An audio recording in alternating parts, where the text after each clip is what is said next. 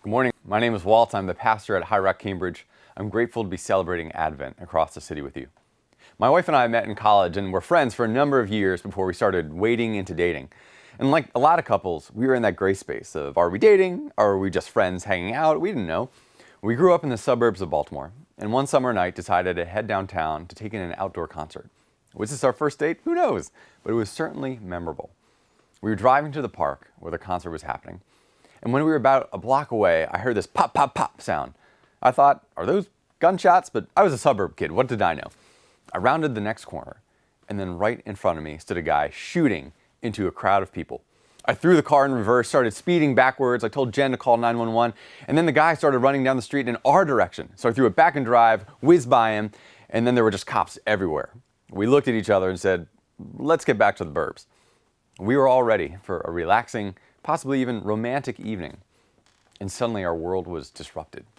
Violence broke in, chaos and fear and anger broke in. It was deeply disturbing, and it stuck with us. The scene replayed in my mind dozens, if not hundreds of times over the next few weeks. What if questions flooded my head. And if you've ever been in a moment like that, you know how unsettling it is. I think of myself as a pretty relaxed guy. I don't go looking for trouble.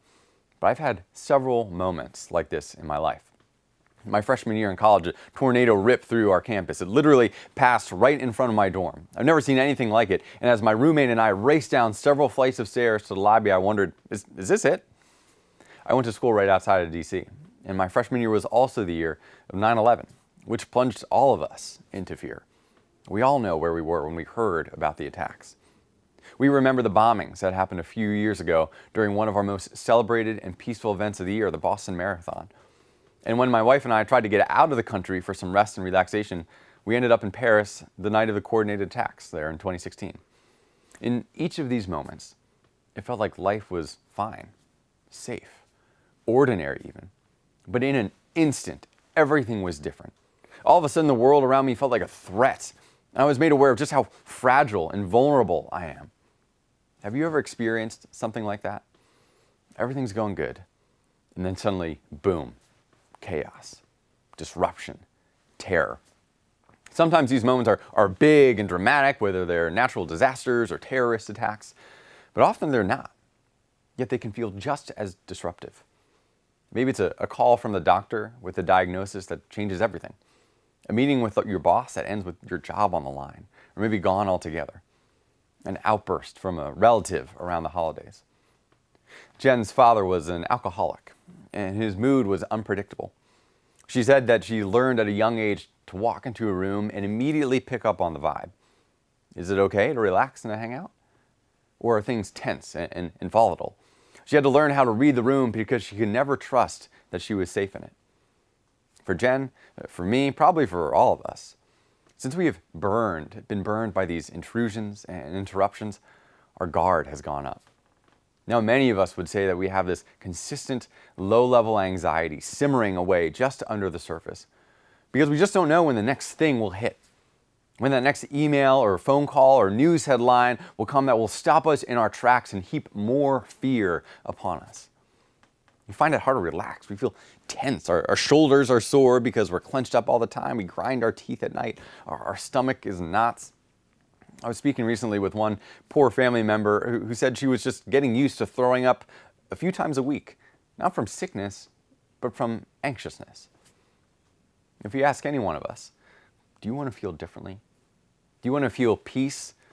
We'd say, yeah, obviously. But the challenge for us is that we don't know how, because there's always another Monday or a breaking news notification or a conflict at home. We try to engineer peace on our own terms, but that doesn't tend to really work out either. Maybe you've heard the expression looking for love in all the wrong places, and that can apply for peace as well. It's going to work out in a few different ways. Some of us will self-medicate in an effort to escape from disruptions and conflicts in our lives. It's going to happen through alcohol or other substances, but can just as easily be through binge watching Netflix or video games, porn, social media, or unhealthy relationships. We numb out by mindlessly scrolling through our phones or watching that sitcom for the 100th time. We think we're getting peace, but really we're just ignoring reality, which leaves us even more ill-equipped to deal with disruptions when they come. Others of us will try to find peace through self-protection. Nothing can get to me if nothing can get to me. And because many of us are smart and successful, we know how to craft our worlds in a way that means nothing can affect us if we don't want it to. Maybe we're not contained to a literal castle or bubble, but we are able to carefully control our space. We have a home in a nice area. We work in a place that we like. We hit our favorite gym or coffee shop, and then we do it all over again. We're able to keep disruptions to a minimum. And we don't make ourselves vulnerable to things which could upset the balance in our lives. But what we will ultimately find, if we haven't found out already, is that at the end of the day, all of those things, our home, our routine, or health, or finances, all of them are incredibly fragile. It actually takes a lot less to jeopardize them than we would often let ourselves think. And when the bottom falls out, we are more exposed than ever. The preacher Billy Graham said, "The world doesn't give peace because it doesn't have any peace to give." He wasn't saying that the world is just a war zone and can never offer any kind of solace or peace or comfort. He was saying that if, in our quest to find peace, we put all of our hope in things of this world, even the good things, we will ultimately be left disappointed. A beautiful sunset or a compelling novel are amazing. But will they help us to reconcile with that estranged family member or navigate a difficult medical diagnosis? We need peace at a deeper, more profound level. Christmas is often touted as the most wonderful time of the year, and with good reason. We've got festive lights, TV classics, stylish loungewear. What could be more wonderful than watching a Christmas story for 24 hours straight? Many of us love Christmas, and we look forward to the time to take a break, to connect with family and friends, and to remember that Christ has come. And yet many of us would also admit that the peace we experience around the holidays is fleeting. Once January 2nd rolls around, things can feel pretty bleak. We've gotten a taste of the hope that we need, but we need something more lasting. We need something more than a day off, a new sweater, and a Christmas cookie. And so in our Advent series this month, we are trying to break out of the sentimentality of Christmas by exploring different aspects of the character of Jesus. Different names and titles of his which communicated something particular and powerful about who he is and what he has come to do. Some of my favorite Christmas presents as a kid were Transformers toys. This was before the days of the Nintendo Switch. The internet was barely a thing. We actually had to, use our imaginations to have fun. And my favorite toys were these Transformers, which you could change to be a robot, or a car, or a tank, or an espresso machine, anything. The more things, the better. Because if I were making a story where I needed a tape machine, boom, I had one. In the same way, many of us who are following Jesus, or are curious about Jesus, probably have one or two primary ways of thinking about him. Jesus as Lord, Jesus as Emmanuel, God with us. And those things are beautiful and true. But there's also so much more. And by expanding our understanding of who Jesus is, by fully unwrapping the gift we have received at Christmas, and we can not only celebrate the incredible nature of what we've been given, but at different moments in our lives, when different challenges or obstacles come our way, we can draw on the different aspects of Christ's character and work to provide the spiritual resources we need in that moment. And this morning, we are looking and exploring at how Jesus is the Prince of Peace. All throughout the Old Testament, we see a people who are yearning for peace, not unlike many of us today. They wanted God to deliver them out from under violence and oppression, to put an end to sickness and suffering and death. And one of the most famous Advent passages, the prophet Isaiah wrote that one day the Savior would come as a child and that he would be called Prince of Peace. One day this waiting and yearning for peace would end. And that day would be the day that we read about in our scripture today. It was a night like any other for these shepherds. They were just hanging out in the fields, watching their sheep, going about their business. And then all of a sudden, bam, the sky around them is filled with light and an angelic being appears to them.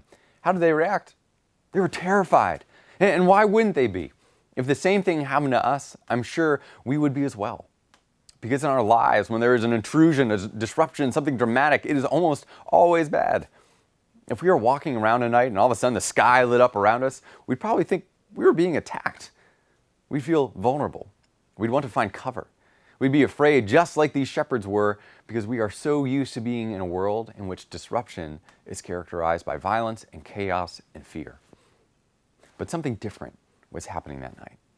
This wasn't like any other intrusion. The first thing that the angel tells them is not to be afraid, because what's breaking in isn't cause for alarm, but cause for rejoicing. The angel is bringing good news of great joy for all people.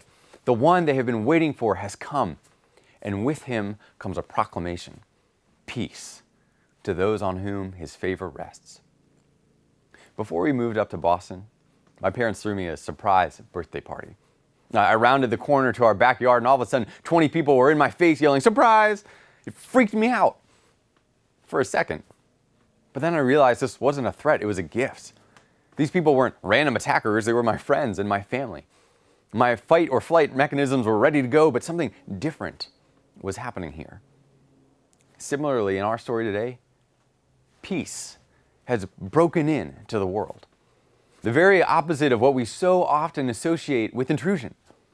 Instead, we have blessing, comfort, healing, rest. In a world that was defined by an absence of peace, God was coming to restore it. Jesus is the Prince of Peace.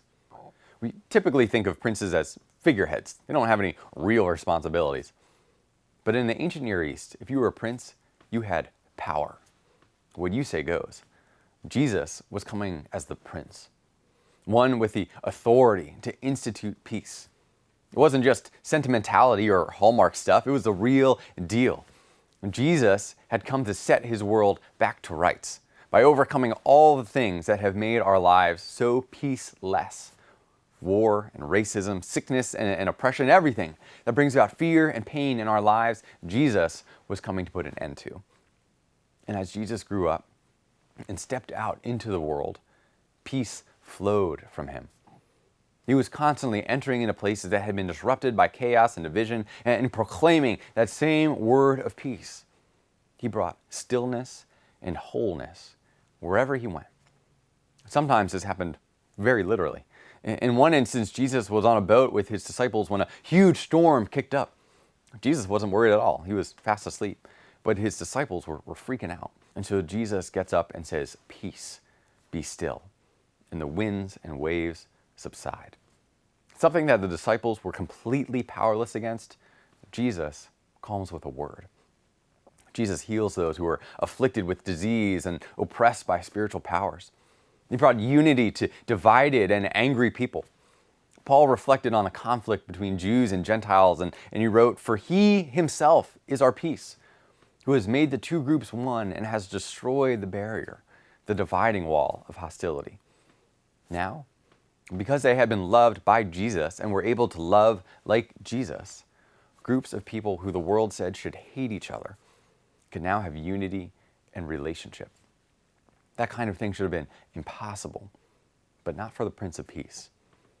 Jesus saw the anxiety of the world, the ways that people were beaten down and exhausted by fear. And so he said, "Come to me, all you who are weary and burdened, and I will give you rest." And we are told that ultimately, Jesus will wipe every tear from our eyes. There will be no more death, or mourning, or crying, or pain, for the old order of things has passed away. He is making all things new. Where is it that you need peace in your life? Even as you think about this holiday season, are there places of anxiety that come up for you? Stress over upcoming finals or hitting your quarterly performance goals at work? Having to deal with complicated and painful family gatherings? Having to explain to your relatives why you're still single, or why you don't have kids yet, or why you're still living so far away, or why you're in that tiny apartment? Mourning the loss of a loved one who isn't here this Christmas. Or just dealing with the perennial challenges of financial struggles, depression, mental illness, marital conflict, or health issues. My guess is that peace in these areas is something that we want far more than anything we could have bought on Black Friday or Cyber Monday. That's the gift that we really need. And one of the great hopes of Advent is that this is a gift that we have been offered. Before his death and resurrection, Jesus spent a final meal with his disciples, and he told them, "Peace I leave with you. My peace I give you. I do not give to you as the world gives. Do not let your hearts be troubled, and do not be afraid." Jesus gives the gift of his very own kind of peace. So often it can feel like we have to be the ones who conjure up our own sense of peacefulness or calm. We're told to sleep more, or get some mindfulness apps, or take longer vacations. All those things are good and fine.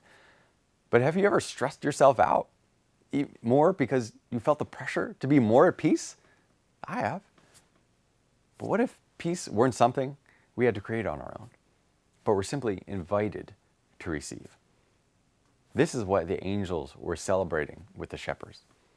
Friends, God's favor rests upon you, and with it comes his peace. It is good news of great joy for all people. And when we say yes to the Prince of Peace, we receive that same peace. God sends the Holy Spirit so that we might be peaceful, like Jesus was peaceful. Jesus was a non-anxious presence in the world.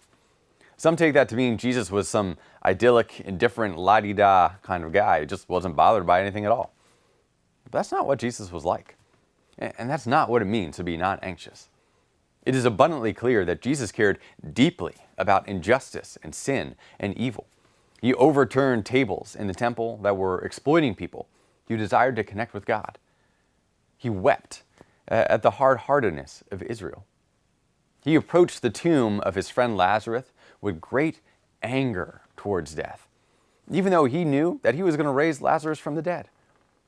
And it is that knowledge that made Jesus non-anxious. Jesus had peace because he knew how the story was going to end. He knew that one day, sin and evil and suffering and death would be defeated and destroyed forever. And this gave Jesus a context for engaging with it. Jesus could be angry and sad and yet still have peace because he knew that these things would not have the last word. He was not overcome by these things because he was the one who would overcome them. Jesus didn't need to self-medicate or self-protect. He could engage with these disruptions honestly and give of himself sacrificially without fear that he would be overwhelmed. This is the kind of peace that we've been given. Paul said that this kind of peace transcends all understanding. There's a way in which it just doesn't make any sense, because so often everything that is going wrong in the world screams to us that this is the way it is, that there will never be an end to the things that make us so anxious and afraid. But because the Prince of Peace has come, the clock is ticking on all those things. And this means that we can engage with the areas of brokenness in our world the way that Jesus did. Not out of fear or avoidance or despair, but with a vision that peace can break in and disrupt even these places that seem like a lost cause. Not too long ago, I was involved in a conflict that just felt impassable. It was complicated and painful and personal. There was a lot of misunderstanding and mistrust. I had made mistakes. Others involved had made mistakes. And as everything was coming to light, I found myself thinking, I don't know if there's a way back from this. It was hard for me to see how there could be reconciliation. And there were moments where I just wanted to throw my hands up and say, I just think we're done here. Let's just go our separate ways. But because all of us were committed to following Jesus, we knew that he was calling us to pursue peace even if it felt uncertain and costly. And so we sat down and talked. We shared how we'd been hurt, affirmed that we wanted friendship and partnership, that we wanted to believe the best about each other and not question our motives.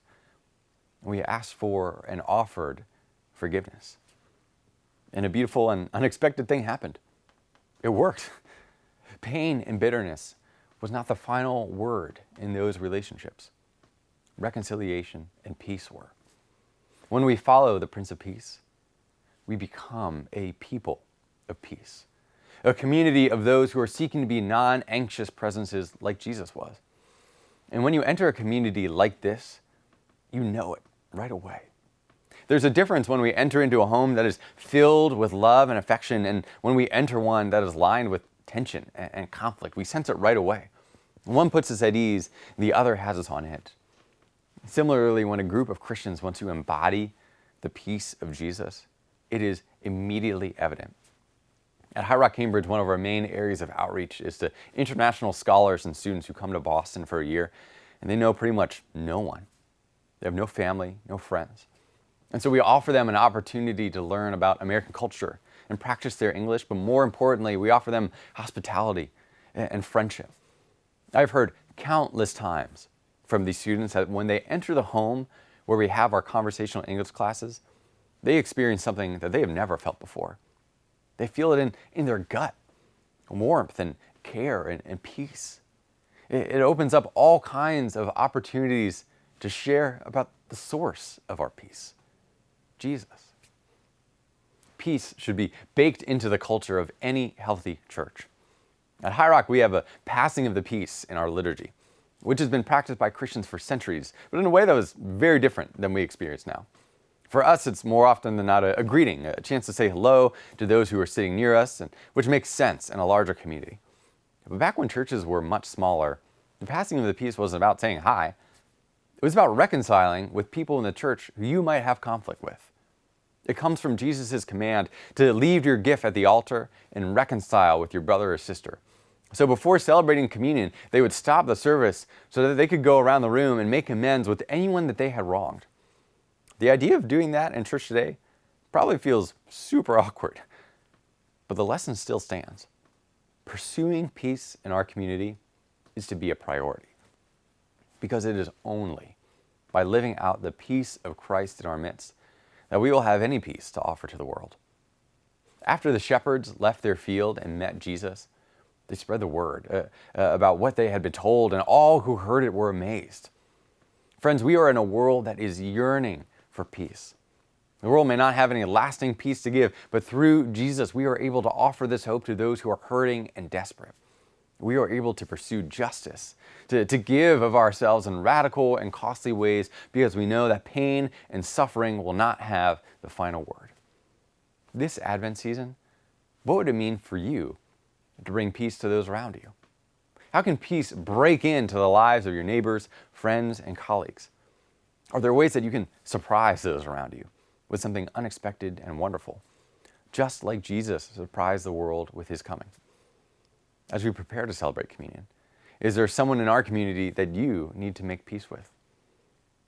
Brothers and sisters, the entire world is different because the Prince of Peace has come. We no longer need to be afraid or anxious or concerned that suffering will be the end. And so even as we wait with hope, because one day Jesus Christ will make all things new. This is one of the incredible gifts that we have been given this Christmas. Thanks be to God.